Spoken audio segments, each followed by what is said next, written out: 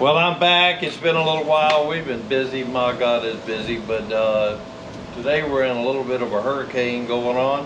Windy. It's probably going to be noisy. But I had to finish the brakes on the Hyster. I did the other side. I'm going to do this side. We're not going to put any music in these videos, so play your own music, whatever you think you want to listen to. I'm not all about all that musical stuff, the sound of music. Okay, so I'm going to jerk these wheels off of here and take this apart. So hang in there a minute.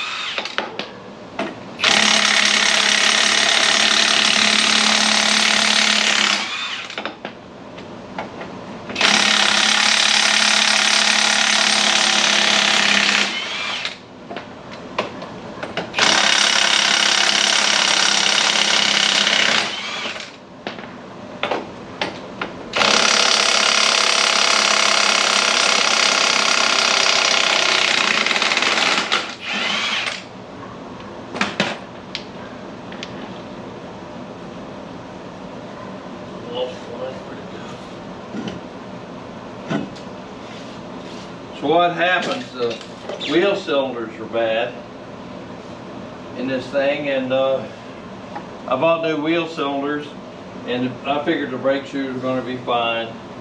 And the brake shoes were pretty good. You know, it's a forklift, we're not going all that bad. But what happened, there's plenty of lining left on the shoes, but they've been soaked in brake fluid because wheel cylinders are leaking forever. And you can see the lining just fell right off. They're bonded on, glued, and I guess the brake fluid just released the glue. So I had to stop, order some new shoes. Took a day or two, and then we got busy doing other stuff. So I got to take this adapter off now, this wheel spacer, to get the other wheel off. So we're going to do that.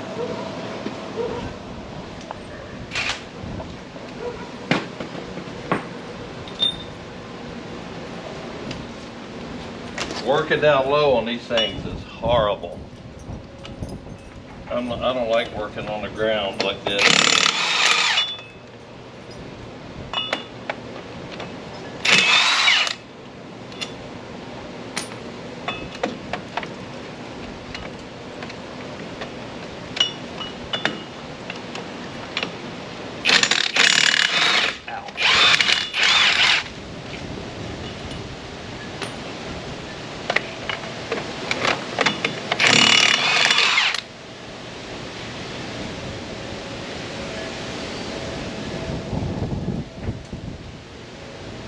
Same bolts that hold the adapter on hold the axle in place.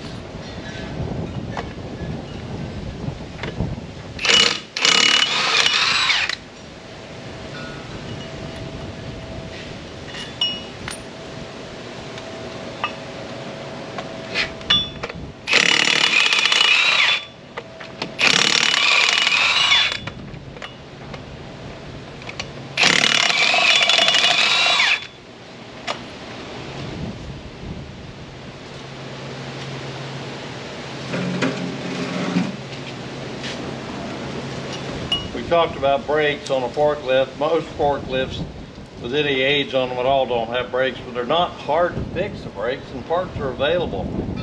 I just called the Hyster place and gave them the number, serial number off the machine, and yeah, just like that. It's easier to get brakes for a car.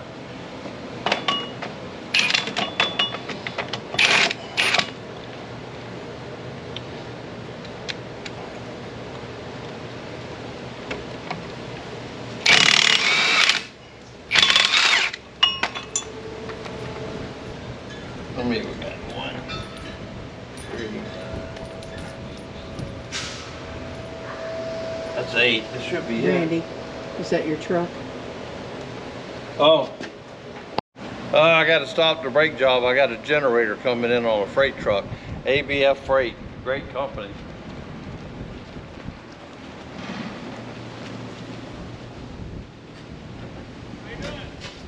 Good.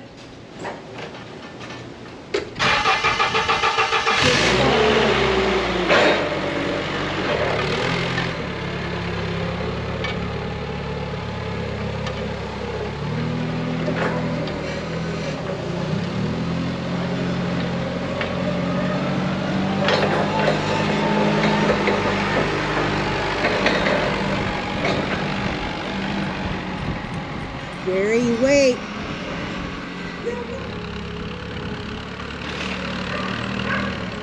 Wait.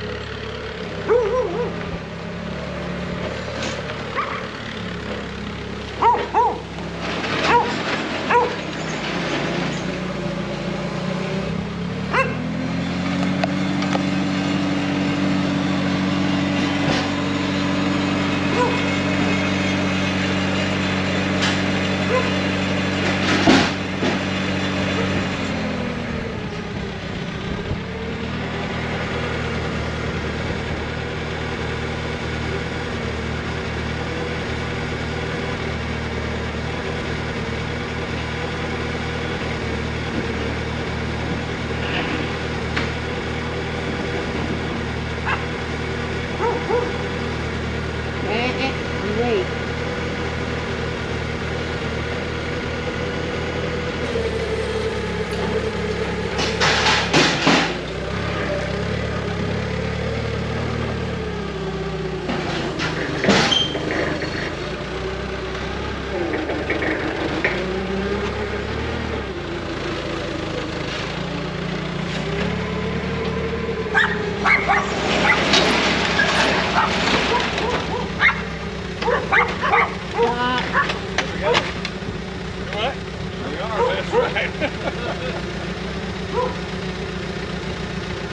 Well, when I sit these things, I usually plug these holes so don't restrict any fluids, and but he was a novice.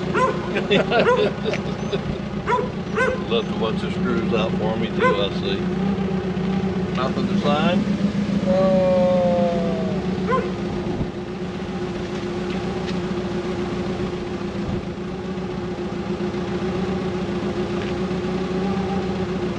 Let's sign it again or something.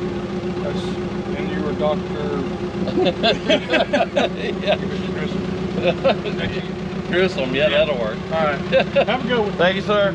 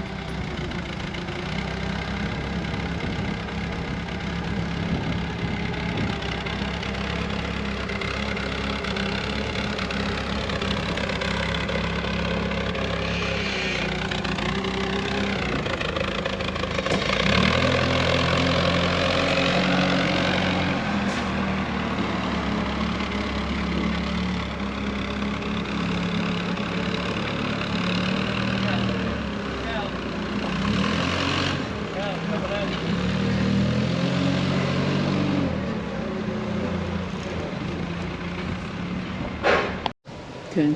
So we had a little delay there unloading the truck. I bought a generator, a little, I think it's a 5500 Onan 2-cylinder Kubota diesel.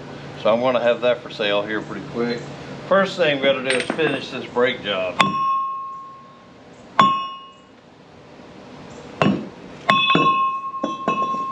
there's the adapter. You have to have this long valve stem extension because it's got to stick out through all the other stuff. I don't like extensions. It seems like they always leak.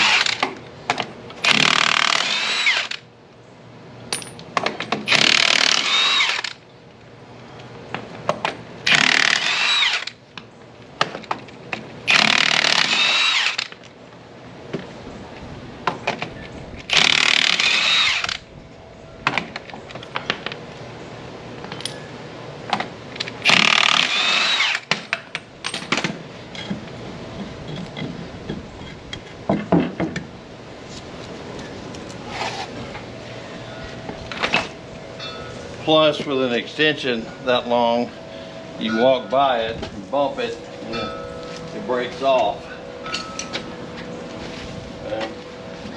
Hopefully, we won't break it off.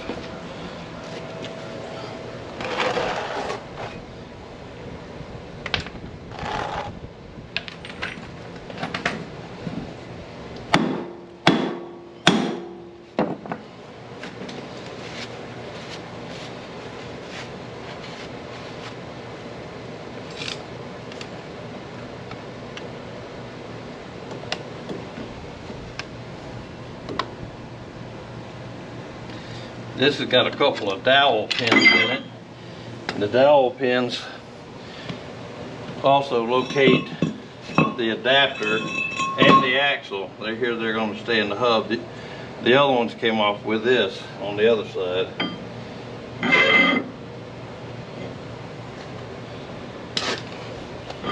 I'm going to stick this right here so it'll grip in there. Hopefully nobody will throw the garbage out. I don't have a spanner socket for this nut. They've been off before with same principle with a hammer.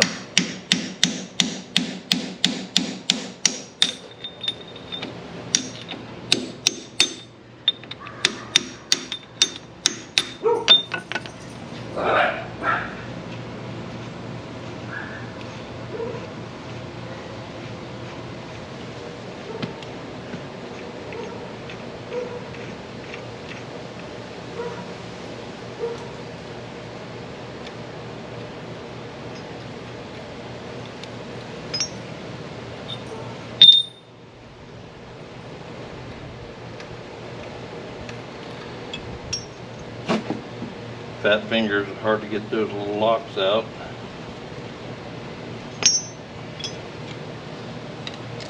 Then we got a washer.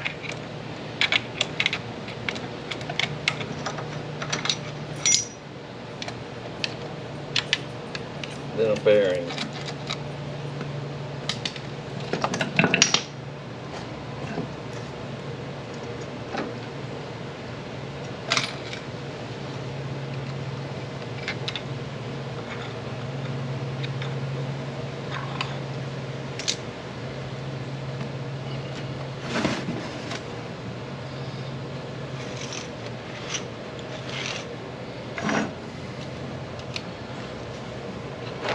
Man, is this hub some kind of heavy. I bet it weighs as much as a Wanderlodge hub. Is it gonna fall in the bucket? No, I'll move it. I want to get started moving. Alright, it's a little loose.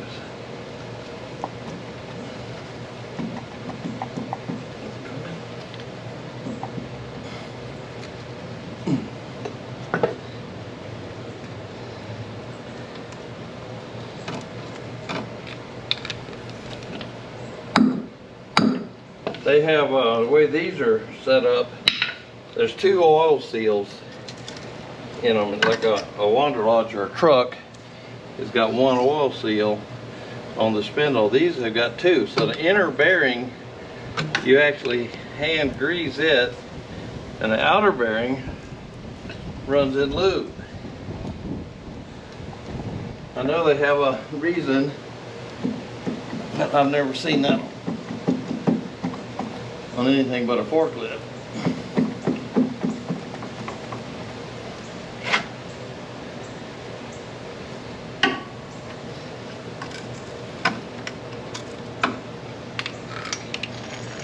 Well, we'll have to get down here where I can pull a little harder.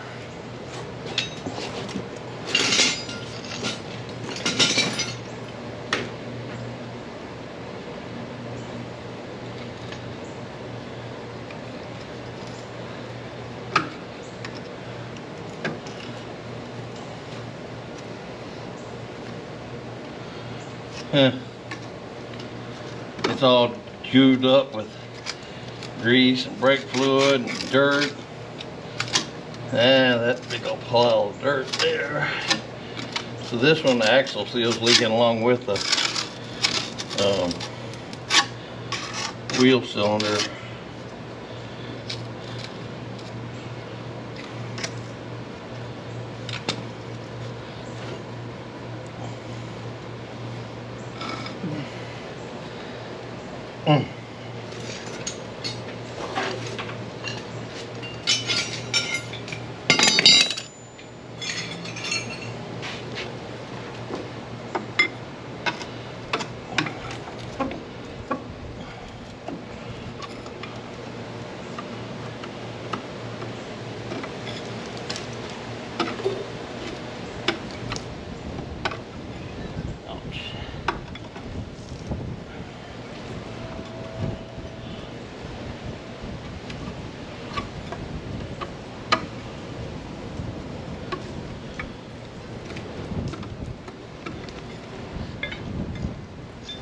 We had to use a jack, put the other one back on yesterday. There, man, I'm telling you, that thing is 150 pounds probably.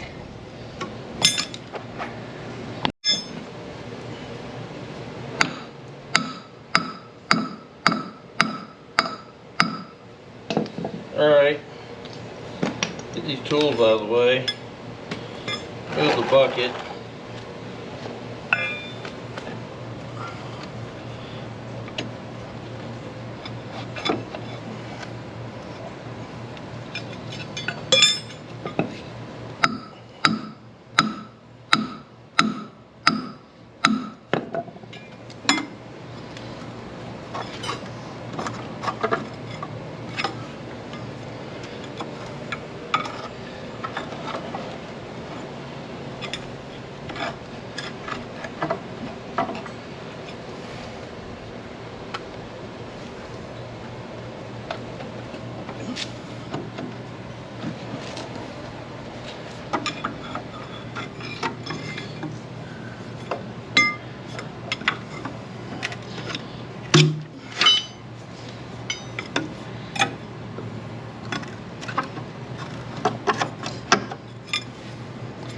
I think that second seal is sure part of the what binds these things up.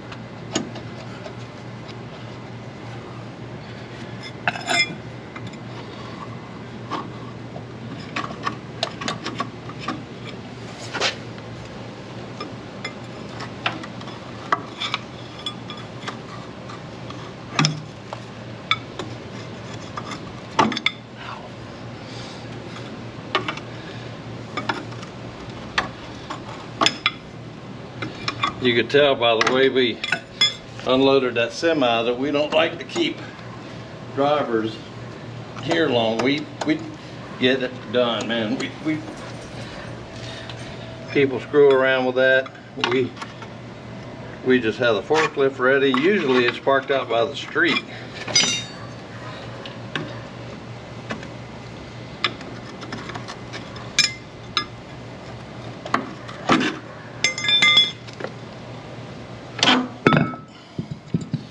Oh yeah, look at all that mess, huh? Oh, that's some springs from the holes the shoes on. Look at all this. Oh my God. So now I gotta call. Oh, this one got a little bit of a ridge in it. The other one didn't. So now I gotta call the Hyster place back and get a spring kit.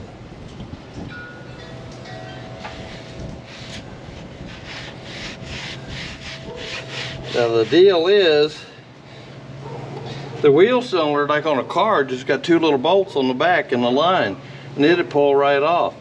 Not on this. You got to unbolt the whole bracket plate, which are 6 bolts that take like a 7/8 socket to just hold the backing plate on, which is chintzy to start with, but boy, they put some bolts in it. So I think we're going to stop the video for now. I'll get this nastiness off of here and call the Hyster place, see what they got for me. Actually, I may be able to get a spring I was gonna say a spring kit for a car that'll work, but who the hell, they don't put drum brakes on cars, hadn't for years. So there's probably none of them around. And that's interesting. All right, see you in a minute. So we sped this up because it's just going to be boring, me putting all those springs and stuff on and bolting the backing plate on. It's really a pain in the ass to do this. On these things, there's 6 or 8 big ass bolts and pivot points and stuff for the shoes to rest against. And then you got to try to get all the springs, and they're complicated. They just don't pop on. And I've got an old spring tool I've had for 50 years, I guess. But it's a little bit worn out, and these springs are really stiff. And so I'm fighting it, of course, and it took me a little while to do it. I can't bend down to get under that big steel fender. I can't crouch down like that. I'm just too stiff and fat. So a younger, skinnier Randy could have done that, but not anymore. So I'm laying down to do it, and we're getting it done. Now, the way we jack this up is, I should have pointed that out in one of the videos. You stack up some good heavy blocks of wood underneath the bottom of the mast, and then simply tip the mast forward, and it picks both sides up right off the ground. And that's why it's only as high as it is. We don't really have a special jack to jack it up, and you know, it's only one brake job we're going to do the rest of my life probably on it. So we'll suffer through it being low to the ground. That's I guess pretty much it. Now you'll be able to see in this video that my plumber's credentials. I once was a plumber, and you can see my plumber's crack here a couple places. You probably really shouldn't dwell on that. It might, you know, it would harm small children's eyes and stuff. Oh, there it is. Oh my God, I see it. Don't look, Ethel. So, always a smart ass, but keep watching if you're interested at all, and we get it done. At the end of the video, I still need to put the wheels on it and bleed the brakes, but God, you know, guys don't need to see that stuff. So it's long enough as it is. Thanks for watching. You know, just something else, another day in the life around here. But give me a thumbs up, subscribe, and, you know, make a comment, whatever. Look out for that butt crack. See ya. Bye.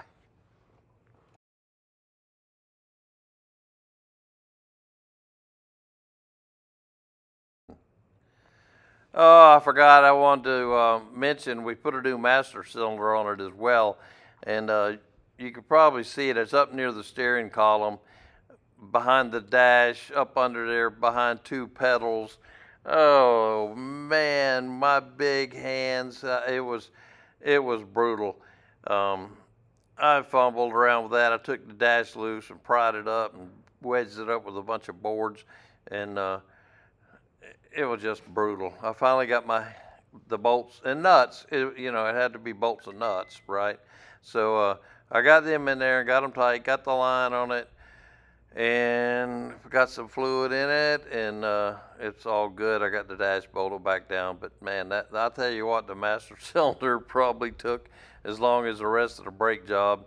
And I was wishing I had a 5-year-old kid here that could screw nuts and bolts together, but I didn't. So anyway, I've got to go get some Band-Aids, get all these cuts healed up, and thanks for watching.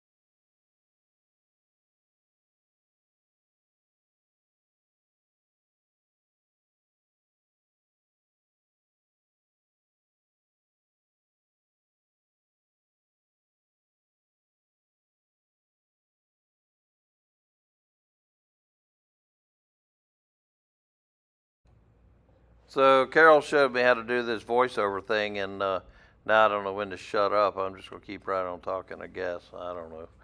She went to shower, so she didn't know what I'm saying. And we'll get this posted later on tonight.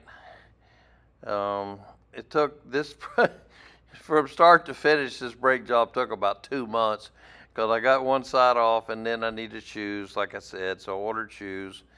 And you know, it took 2 or 3 days to get them, and then they only sent half a set. Then he sent one side, you know, one side only, and they're supposed to send the other side. So they had to send the other side. So that delayed us another, you know, they'll throw a weekend in. So, you know, 4 or 5, 6 days maybe, and then I need the springs. And that's why getting that hub off the side I'm working on here was so hard, because the springs were broken and jammed up in there and wouldn't let the drum slide off over the shoes. So that's why I had to keep fumbling around with that. And so I got the spring kits and all that. And you know, this stuff is really cheap. It doesn't cost a lot of money at all. With the master cylinder, shoes, wheel cylinders, all that stuff probably less than $300. So, you know, that ain't no money at all really to doing a brake job on something like this. So while I had all this apart, doing all this, the dash out and the floor out and all that, I went ahead and put an electric fuel pump in it and changed all the oil and filters and did all that. And boy, this came from the Army through and then went to the Forestry Service. And I don't know who put the filters on so tight, but I had like a 24-inch wrench on my ratchet on my strap wrench, and crushed the filters. Is all I could do to get them off. I thought I was going to have to put a cheater pipe on the wrench, and it just no reason to tighten filters that tight, you know. But yeah, they did it. Whatever. Forestry guys, they didn't have any fires to fight, I guess. But anyway, so that's all done. This is a good old forklift, man. It really is pretty nice. But the other day, Carol and I were using it out in the yard, and this would have been a trip to see. We had the scissor lift on the forks, and I was up in the scissor lift, and she'd get me in position, and then I'd raise the scissor lift up to reach. We were putting in some cameras out in the yard and stuff, and changing some light bulbs. And, you know, I know OSHA would have had a meltdown probably, or something over that, but you know, the forklift gave it a wide base of the scissor lift. It's the inside scissor lift, so it shouldn't have been out in the dirt anyway. But hey, it worked pretty good, really. It is a little spooky though, you know. Well, we got it done, and forklift works good. I had to put a bunch of fuel filters on it back to back because there was slime in the tank, and now that's been used a little bit, all that's breaking loose. But all in all, pretty good. I got some windshield wipers ordered for it. They should be here anytime. We'll do a thing on windshield wipers. Thanks for watching.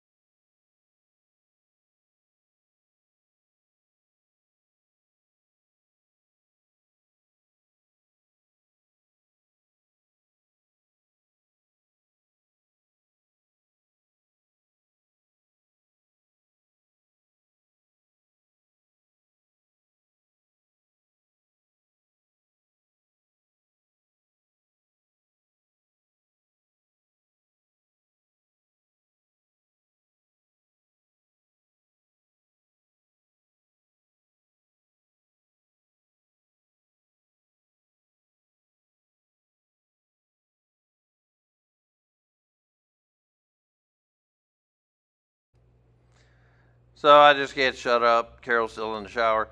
So the steering cylinder, this is all hydraulic steering, and the steering cylinder is leaking fluid. I noticed while we were out in the yard with it, picking up the scissor lift the other day, and says the steering cylinder, it's below the counterweight on the back. It's really lay on your side and reach under there. So the better way to do it, since I have 2 forklifts, is we'll just take the counterweight off the back. And it probably weighs 3,000 or 4,000 pounds, but I only held on with a couple bolts. So we'll take that off, take the counterweight off, then we'll get some seals. I'll go ahead and order the seals tomorrow. Yeah, tomorrow's Monday. So I'll get them coming, and the next video we'll do that on rebuilding the steering cylinder on this thing, and I get that leak fixed. But the good thing about it leaking is now we've serviced it, again, all the hydraulic fluid, because we oiled down the driveway good so it won't be dusty, and all new fluid and all that. So that's pretty good. Today I worked on my van that we tow behind the bus, and I don't know why they still do that. They put a steering wheel lock on it. You turn the key off and it locks the wheel, so then you got to leave a key in it to tow it, and it's just retarded, and then sometimes the battery will be dead and that kind of stuff. So I was going to take the pin out that holds all that steering lock in, and I've done that before on tow cars, Suburbans, and whatever other stuff I towed. And but boy, this 2019 van, I pulled the steering wheel off of that with an airbag. I had to watch YouTube to figure that out so it wouldn't kill me, and got the airbag off, and then got looking in there, and oh man, talk about complicated. There's more stuff under that steering wheel, and to get to that damn pin that locks the, so there's like this little saw blade thing that goes on the steering shaft, and then when you turn the key off, the pin comes up and goes through a little hole in the saw blade looking thing. And I'm looking at how to get, man, I don't have any idea how all that comes apart. What a pain that was. So I just went and got a zip wheel and turned the key off so the pin was stuck up all through the saw blade as far as it go, and I sawed the pin off with a zip wheel, vacuumed all the sawdust out of there and metal filings, and put the wheel back on. All is well. All right, I'm gonna go take a shower now. See y'all.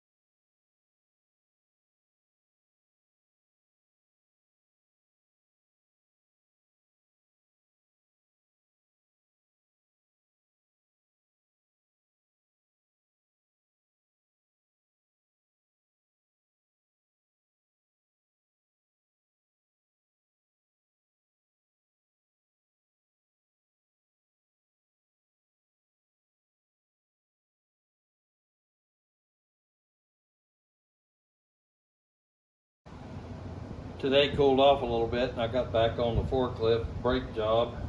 Brakes are all done under there. Wheel bearings are packed. Seals are in. I have a seal driver. You guys don't know what that is. This is what it looks like. It has different pieces like this. You hit it with a hammer, of course, drive it in. You almost got to have a seal driver. You can do it without it, but your seal's going to leak probably. All right, let me see if I can get this in here without any. Nope. Eh. All right, so.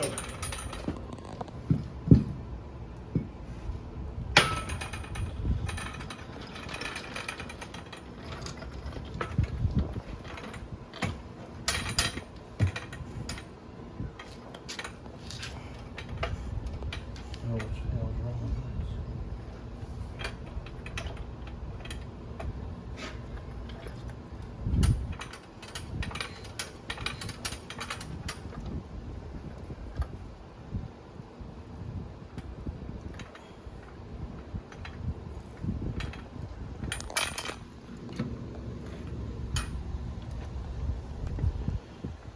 Problem with this stuff, it's so low.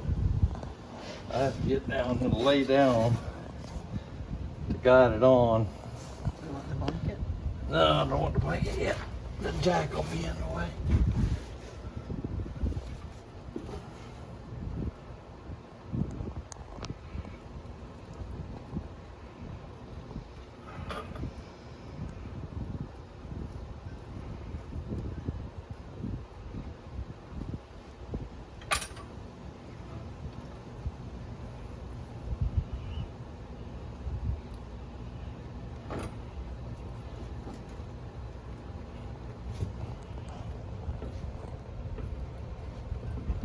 Now let that, turn that top knob, let the jack down All the way? some.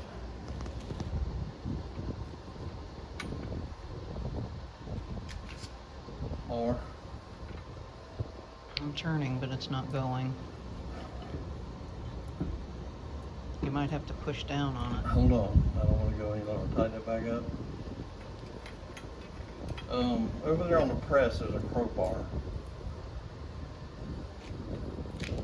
Grab that.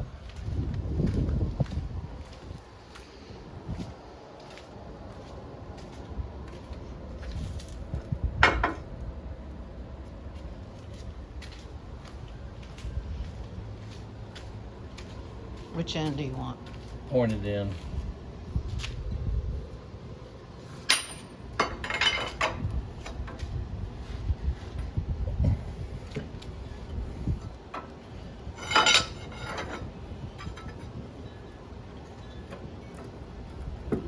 Alright, you gotta let that jack down now.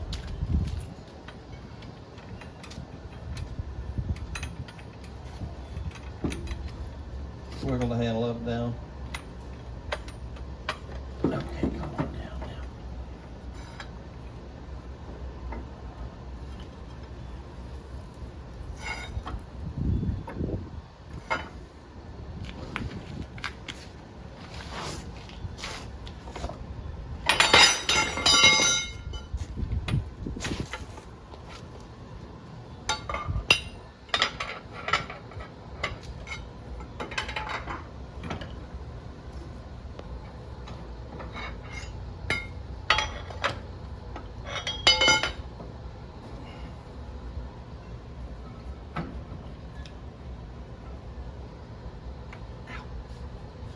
Pull the jack out.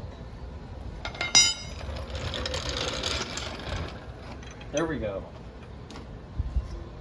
These forklifts have 2 seals instead of 1. And it makes me a pain in the ass to put on. But that one went on good. The one on the other side bothers for an hour. We had it on and off multiple times. I need to put this in the trash. Now I need to wipe these off.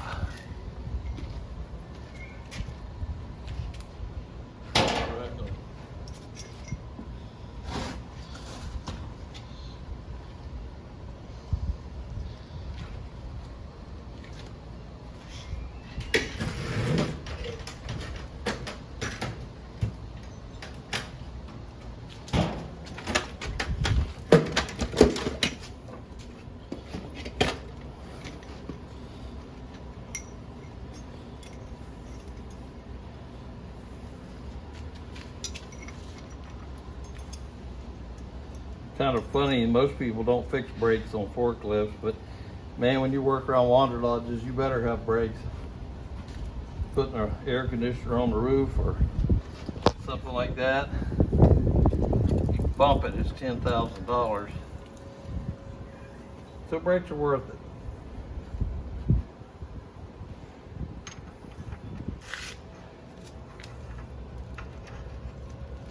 We're over here, Tommy. Tommy's the cat. We hear him, he's meowing somewhere.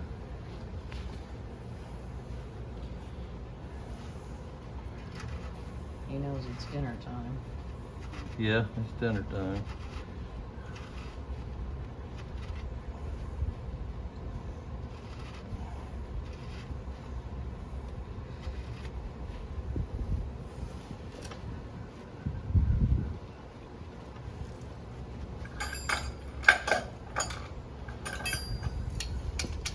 I've been dreading putting that brake drum back on, since the other side gave us so much trouble. Of course, you know, nobody turns drums anymore, so there's a little lip on the edge of the drum, which made it hard to go on over. This one here I ground off with a Milwaukee grinder.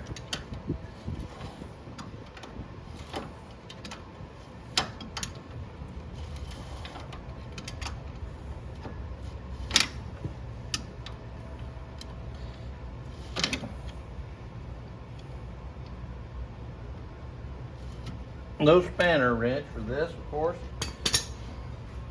Let me get my hammer.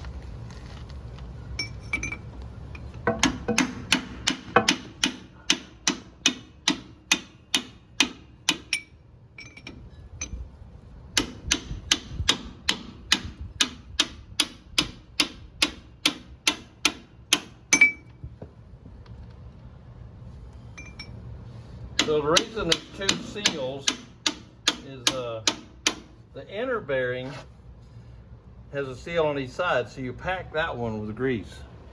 You know, like old style wheel bearing. The outer bearing is lubed with the axle, just like a Wanderlodge or a 1-ton truck or something like that. But I guess they wanted that inner bearing to have chassis grease on it all the time, wheel bearing grease, and not rely on oil.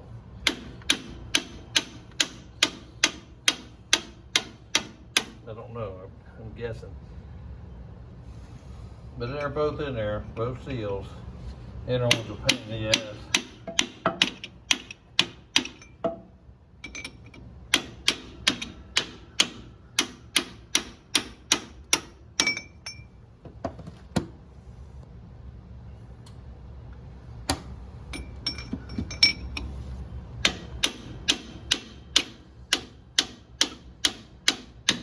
Last winter we did a brake job on the Nissan. Of course, Dave Barano was here and he jumped on that one, did it. Saved me the fun.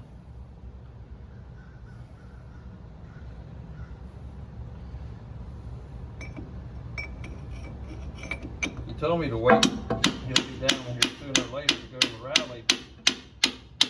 I need to get this thing done. One less thing on my list.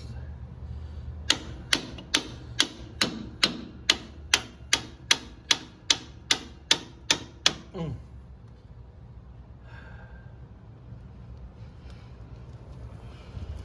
soon as we get this nut done to put the lock in place, we'll quit.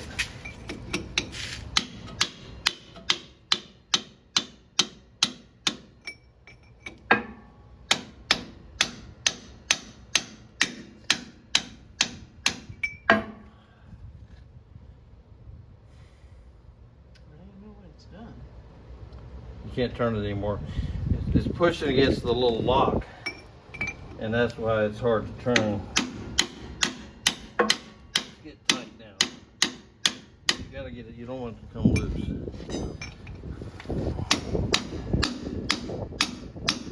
And that should do it. Bend over a lock. Oh, it's right there lined up too. Huh. Deal.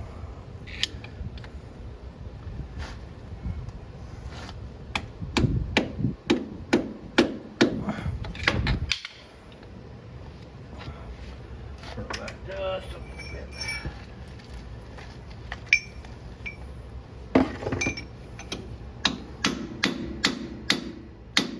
Right there.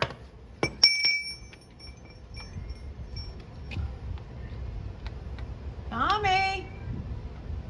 All right, we got the lock done. We're gonna go cook hamburgers. Put the axle in and the tires on it a little bit later. Still have to bleed the brakes and all that, but this is the terrible part, putting the brake drum on. Yep, thought so. Brakes are tight because there's a ridge in the, anyway, the shoes are new. The drums are old. There's a ridge on the inside. There's no way to get it off. Unless you have a brake lathe, and nobody does anymore. Nobody'd want to pick that heavy thing up. So let's go eat hamburgers. Come on with us. Give me a thumbs up. Hit the like button. Subscribe. See you down the road.